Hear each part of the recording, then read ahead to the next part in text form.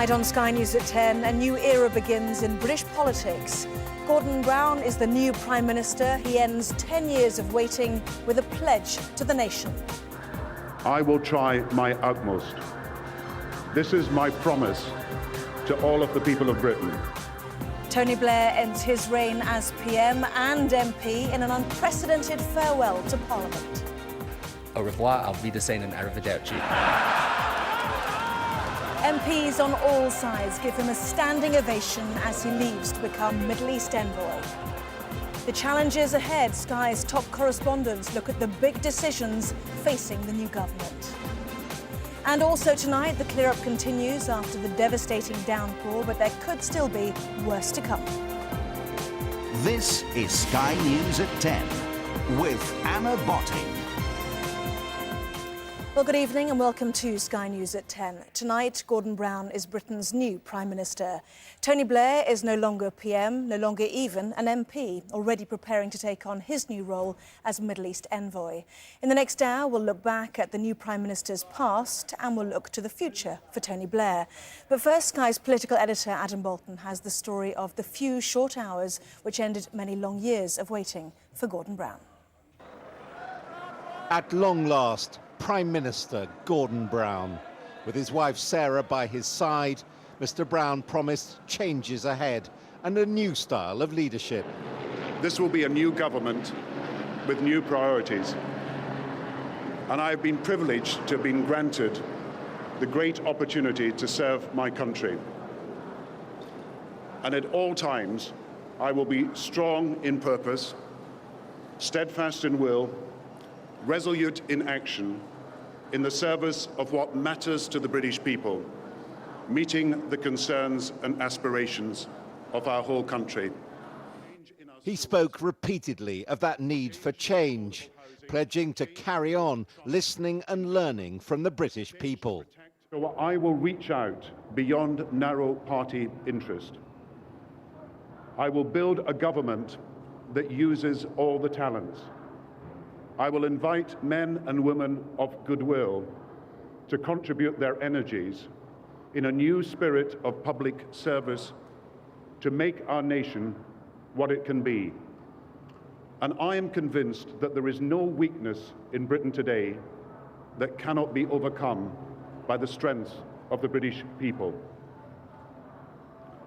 On this day, I remember words that have stayed with me since my childhood, and which matter a great deal to me today. My school motto, I will try my utmost. This is my promise to all of the people of Britain. And now let the work of change begin. Thank you. But judging from this somber statement, the contrast in leadership style will be radical. Hours earlier, Tony Blair was moving out and moving on. Intimate personal belongings loaded onto a removal van at the number 10 front door. Driving to his final appearance in PMQs, Mr. Blair had no escape from the cries of anti-war protesters. A final reminder of the big issue of his premiership and a note of warning to Gordon Brown. Inside the chamber, Tony Blair addressed the Iraq controversy frankly, paying the highest tribute to the troops who have faced the consequences. I've never come across people of such sustained dedication, courage and commitment. I am truly sorry about the dangers that they face today in Iraq and Afghanistan. I know some may think that they face these dangers in vain. I don't, and I never will. I believe they are fighting for the security of this country and the wider world against people who would destroy our way of life. But what his statement, there were lighter moments as the outgoing Prime Minister dealt with questions on Europe. As for his, I'm afraid we can't agree on the treaty, but as for his good wishes to me, may I say to him, au revoir, auf Wiedersehen and arrivederci. Religion. I think I'm really not bothered about that one. And employment. Surname Blair, first name T. Or rather, the lack of it. This form is important till you take good care of it, P45. The tributes poured in. For all of the heated battles across this dispatch box, for 13 years he has led his party, for 10 years he has led our country, and no one can be in any doubt in terms of the huge efforts he has made in terms of public service. As the Prime Minister knows, he and I have had a number of disagreements, not least upon Iraq. But in relation to our personal dealings, he has been unfailingly courteous, and I would like to express my gratitude to him for that. But I want to say that he treated me with the greatest of courtesy. I had many things that I disagreed with him on, but we faced them. Back at number 10, a quick private send-off from the staff and advisors before the Blair family posed as they had 10 years ago.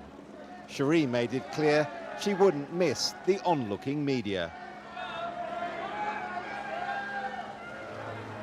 Rounding off his long farewell with a trip to the palace to tender his resignation to the Queen, Labour's longest-serving Prime Minister left plain Mr Blair.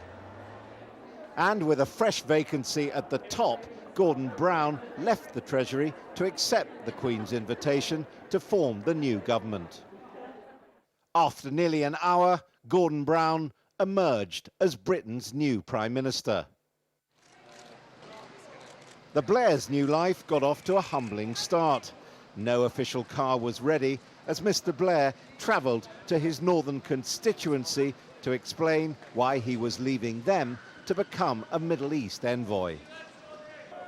Prime Minister Gordon Brown entered number 10 for the first time to start doing his utmost. But before the reshuffle, calls from international leaders, led by President George Bush. Well, Adam Bolton joins us now from Downing Street. So, Adam, one in, one out, and an extraordinary day for British politics. Yeah, we haven't had a change of Prime Minister for more than a decade here in Britain, so that in itself is significant. Remarkable and unprecedented scenes in Parliament as a very fond farewell was bid to Tony Blair, and a new Prime Minister coming back here to Downing Street saying change 5 or 6 times, immediately moving to reinstate trust and act against spin by taking away the powers of special advisors to order around civil servants, taking international calls and pledging that he believes Britain can be made into the great global success of the 21st century. And what can we expect, you think, from Gordon Brown's first full day? That reshuffle must be at top of his agenda, no doubt. Yeah, I think the government team is going to take priority at least really until Friday. Gordon Brown is promising a statement of his intentions to Parliament on Monday, but it's getting those new faces in there that's important. And it looks tonight very much as if he's going for a clean sweep with all the cabinet moving around, all the top jobs going to new people. We already know the Foreign Secretary, Margaret Beckett, is standing down. The Health Secretary, Patricia Hewitt, is standing down. And that their promotions for people like Alan Johnson and Ed Balls and others. So it's going to be really a majority of the cabinet changing hands, possibly all of it, and certainly a large number of new faces. Adam, we'll see you again later in Sky News at 10. For the moment, thank you, though. And certainly, as Adam was saying in his first speech as Prime Minister, Gordon Brown promised a new government with new priorities. Sky's Joey Jones has been finding out what that is likely to mean.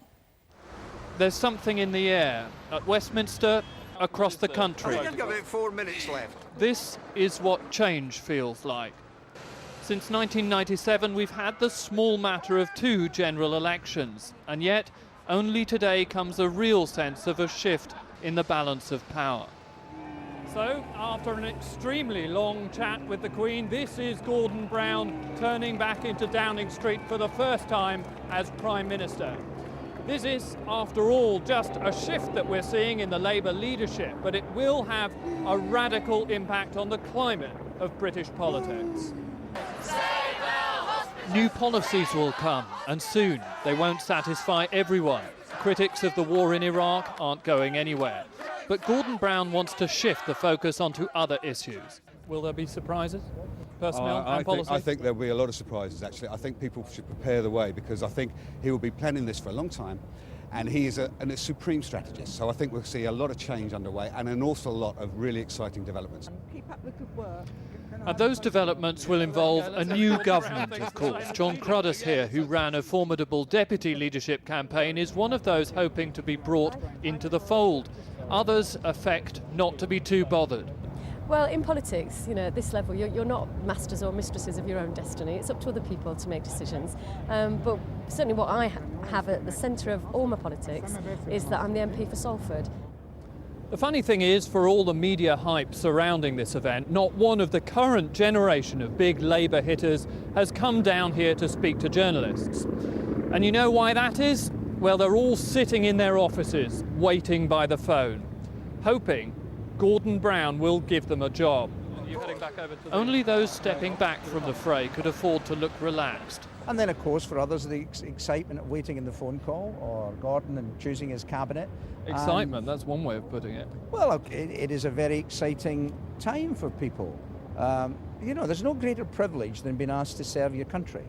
And in the next 24, 48 hours, the new Prime Minister, Gordon, will choose the people that he thinks are fit to serve the people of this country. You've got to meet a pretty high standard to do that. It could be too early for Tory defector Quentin Davies to think about getting a government position, but he's certainly given David Cameron a headache. And the Conservative leader's problems were underlined by a Sky News poll published today, which showed Brown's Labour snapping at his heels.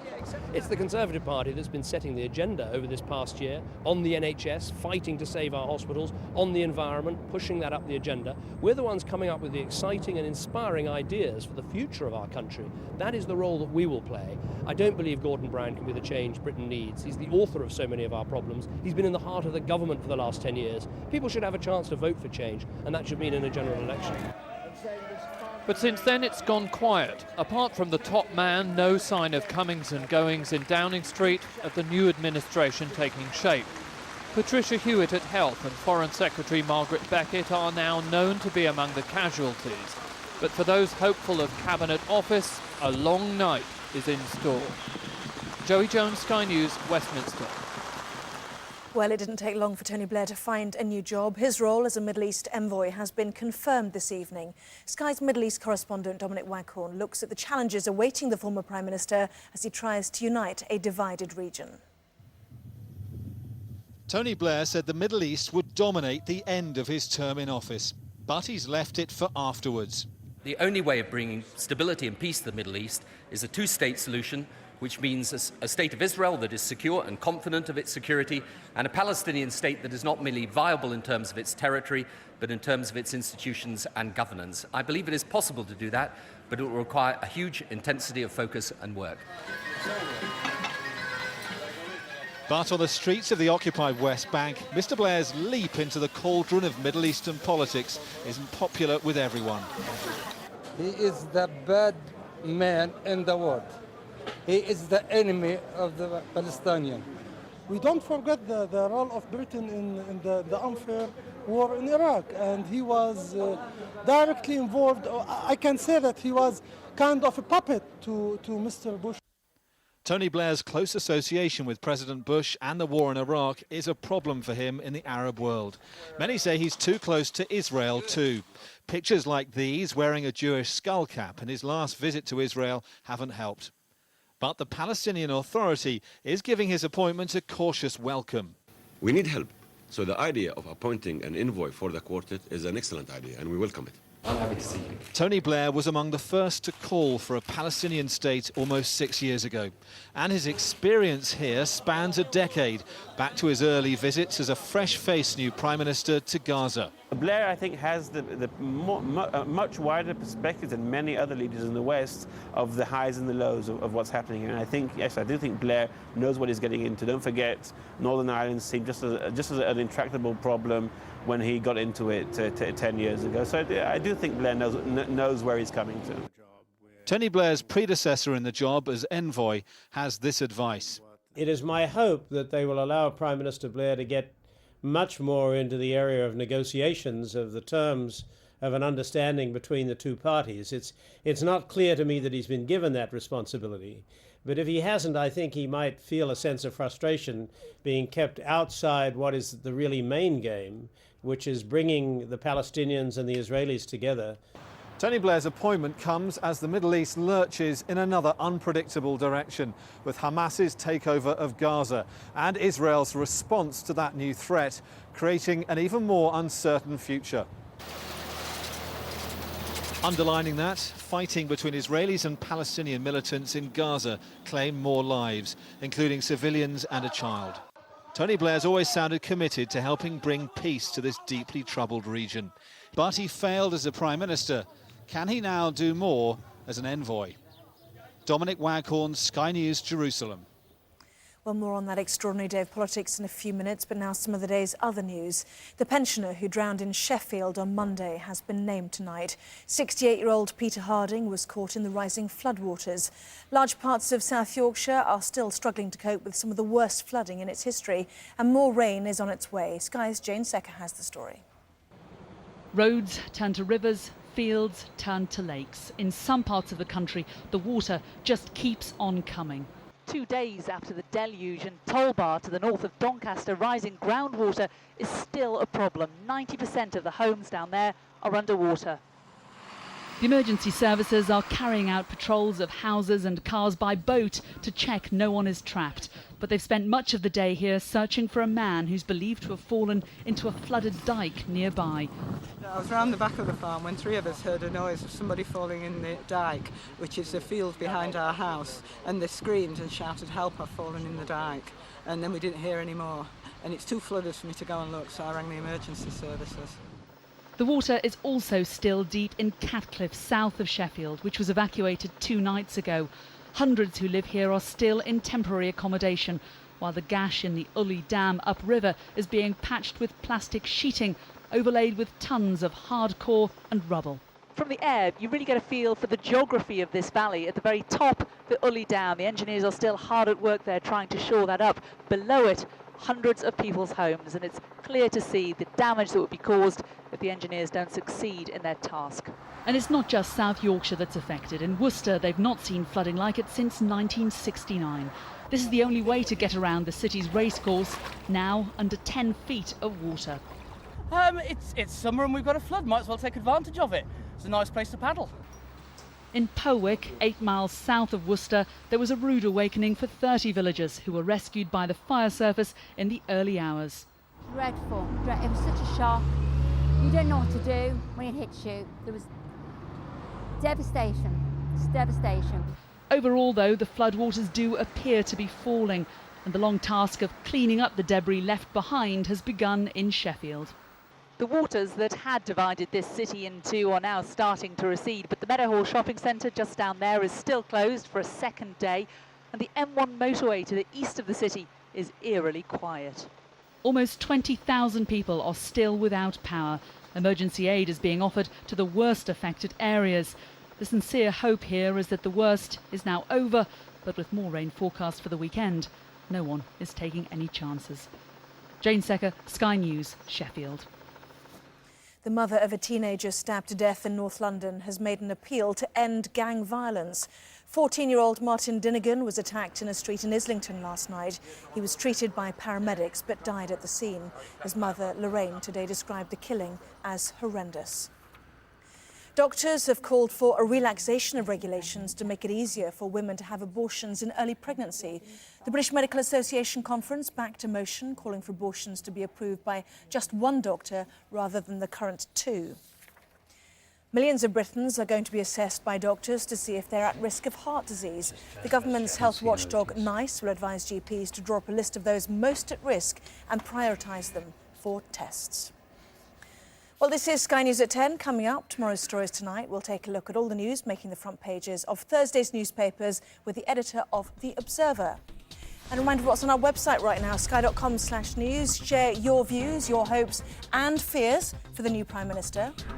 Also coming up, Brown's challenges. Our correspondents assess the perils and pitfalls awaiting the new PM. In the old days, if you fancied watching something half decent, you had to sit down when the newspaper told you.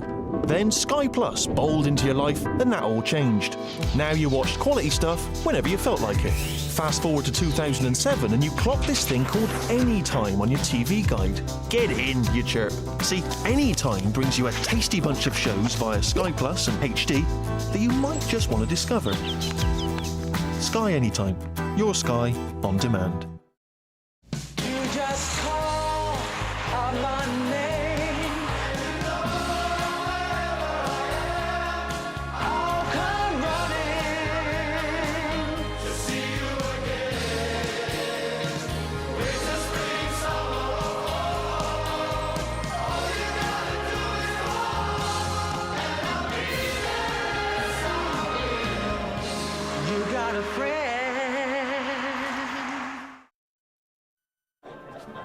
From July 1st, if it's an enclosed public place or workplace, it'll be against the law to smoke.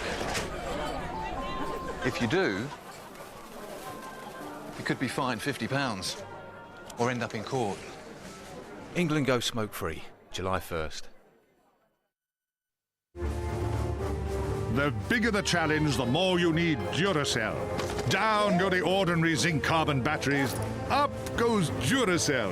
When endurance matters, Duracell lasts longer, much longer. Jump up and get a free song on iTunes with every special pack of Duracell Ultra and Plus. The whole world has a pulse. Now, so does a toothbrush. Oral-B Pulsar. The Oral-B experts have created micro-pulse bristles that pivot and pulse deep between teeth, helping you achieve a truly superior clean. Oral-B Pulsar, changing the way you brush forever.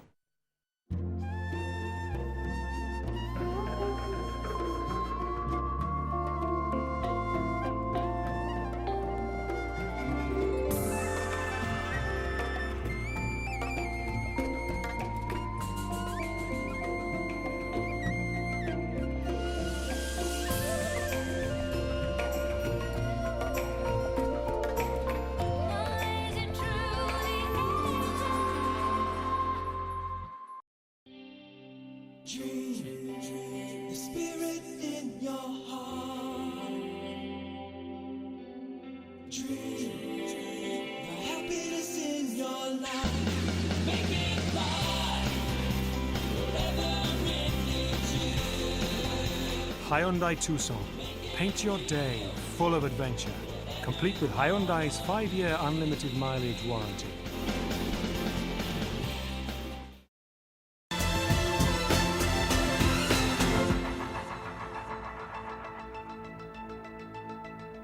This is Sky News at 10. Today, Gordon Brown said he would do his utmost to meet the challenges of running the country. He said he will listen to the people, but it may well take him a long time to hear everything they've got to say. Well, our correspondents have been looking at the challenges which face the new Prime Minister both at home and abroad.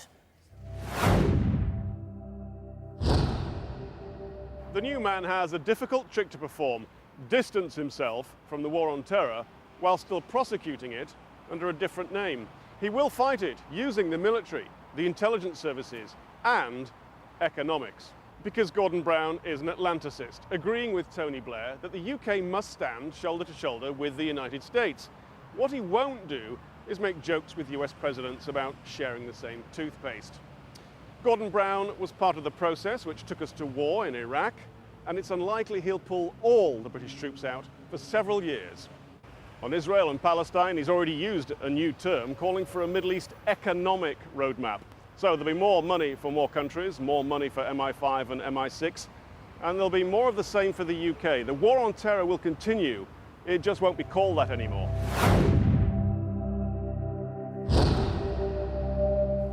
As far as the special relationship with Washington's concerned, the timing of Gordon Brown's succession could be better. This current president, languishing in his own polls, has little to offer a new international partner at this stage in his game. Certainly from a British point of view, hearty handshakes with George Bush hold no currency. The president's all-take and no-give history with Tony Blair makes any new association politically risky. Add to that next year's US election with its certainty of change, but uncertainty yet of result. Much more than his predecessor, Gordon Brown has an under-publicised affection for this country. He visits often and has lots of friends here. So expect him to keep his powder dry until they elect a new successor to the White House, someone to cultivate for a longer-term relationship with the greater possibility of reward.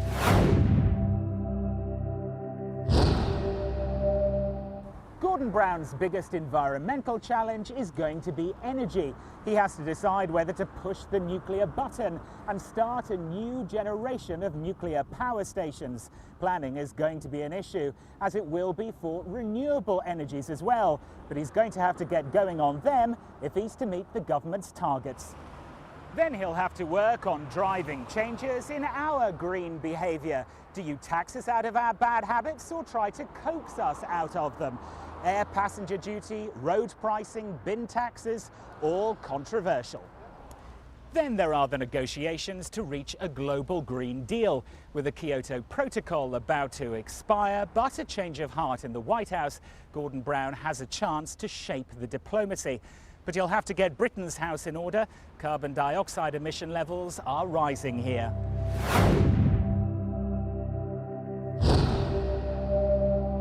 Crime and security is at the top of every Prime Minister's agenda, but for Gordon Brown the issues are now more complex and controversial than they've ever been. A string of high-profile blunders at the Home Office forced his predecessor to split that department in two.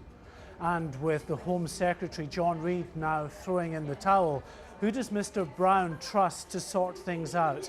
And how on earth can he get a grip on prison overcrowding? Can a Gordon Brown government still be tough on crime when there's nowhere to put the criminals?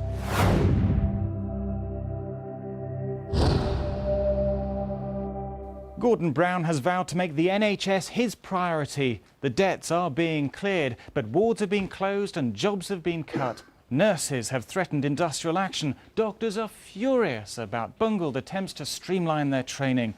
The new Prime Minister will have to win back the support of staff if he's to revive the NHS.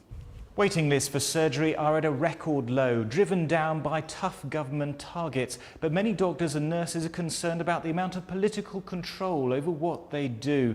And Gordon Brown will face calls for an independent board to run the NHS in future.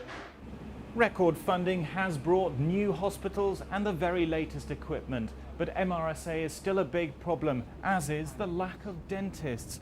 Gordon Brown must prove he has the right prescription for the NHS.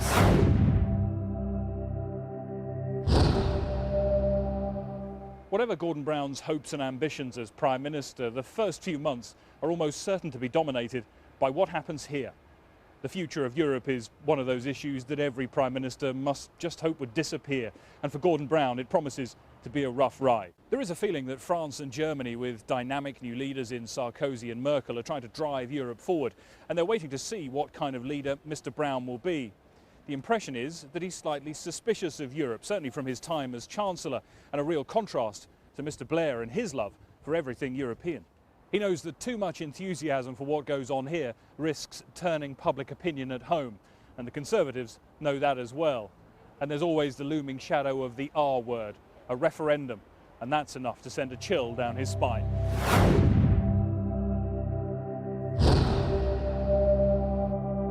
Gordon Brown's always been very keen to remind us about the successes of his decade at number 11 Downing Street, but a lot of the problems he created there will follow him next door. He can lay claim to an independent Bank of England, low inflation and a relatively strong economy, but his public spending splurge